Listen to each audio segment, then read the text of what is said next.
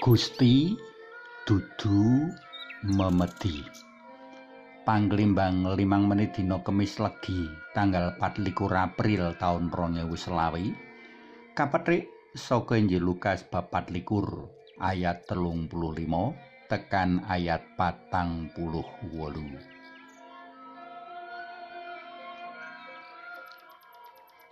Prastawa wungu dalem Gusti Yesus saka Sedo banget nggegerake wong akeh dek jaman semono. Maneka sikap lan tanggapan dumadi. Akeh kang ora padha percaya saengga nganggep kabar mau ngaya-wara.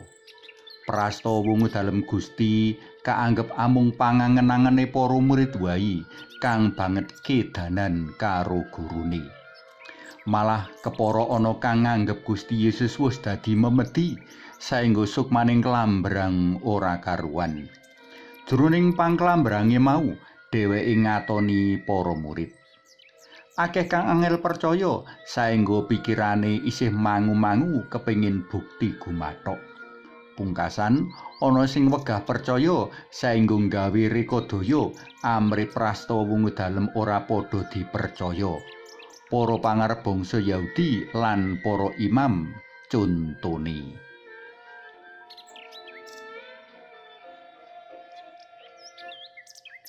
Pangatingal dalem Gusti Yesus marang para murid ing waosan dina iki kersa njawab maneka perkara kang kapratelakake ing cecala.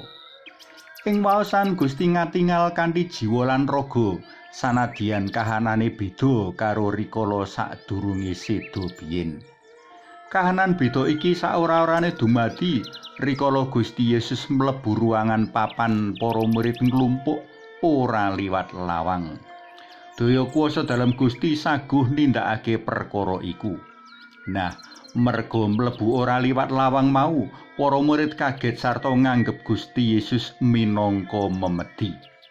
Gusti Yesus banjur kupiya mbuktekake menawa panjenengane kang rawuh ora liwat lawang iku temen-temen Gusti Yesus kang temen-temen wungu saka Sedo kanthi jiwa lan raga. Sepisan Gusti ngersakake para murid ngrayang salira dalem. Malah ing Injil liya Gusti Yesus ngersakake Thomas kang angel percaya supaya ndulekake drijine ana tatu tilas paku lan tombak ing salira dalem. Marga isih padha kami tenggengen awit rasa bungah lan gumune saengga kaya-kaya durung padha percaya Gusti Yesus nyuwun daharan. Sawise dahar iwak sekethok, Gusti Yesus banjur mbeberake sabda dalem Gusti kang kamot ing kitab Taurat, kitab para nabi sarta kitab Mazmur. Gusti kepiye nyadarake para murid menawa Mesias pancen pinasti nandhang sangsara lan wungu saka antarane wong-wong kang padha mati ing dina katelu. Panjenengane uga nandhesake menawa atas asma dalem kabar bab pertobatan lan pangapuraning dosa kudu kawartakake marang bangsa-bangsa wiwit saka Yerusalem. Panjenengane ngendika kanthi tandhes marang para murid, kowe mujudake seksi ing perkara iki. Para tresna pelem kinasih ndak kira isih akeh wong kalebu nuwun sewu panjenengan para pandemen PLM kang mangu-mangu ales durung yakin temenanan menawa Gusti Yesus wus wungu saka Sedo. Paosan dina iki prayoga dadi bukti paneguh mring kahanan kapitayan kaya mengkono mau. Dene kanggo panjenengan pandemen PLM kang wis wungkul kapitayane prayoga negahake para sedulur kang isih ana jroning kahanan mangu-mangu. Sebab tanpa sangsara Sedo lan wungu dalem karya panebusan dalem Gusti Yesus tumrap umat manungsa ora dumadi.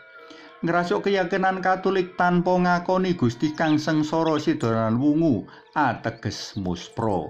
Njur kepriye kapercayan kang kleru martakake iman kapitayan kang bener.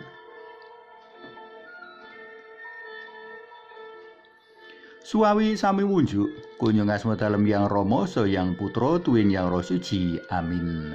Kawula pitadosin Gusti Yesus putra dalem untang-anting Pangeran kawula ingkang nebus dosa manungsa kanthi nandhang sangsara seda lan wungu ing dinten ketiga. Mugi linurna Yang Rama Yang Putra Tuwin Yang Roh Suci kados ing mula buka sakmenika sarta salami-laminipun. Amin. Kunjung asma dalem Yang Rama saha Yang Putra Tuwin Yang Roh Suci. Amin.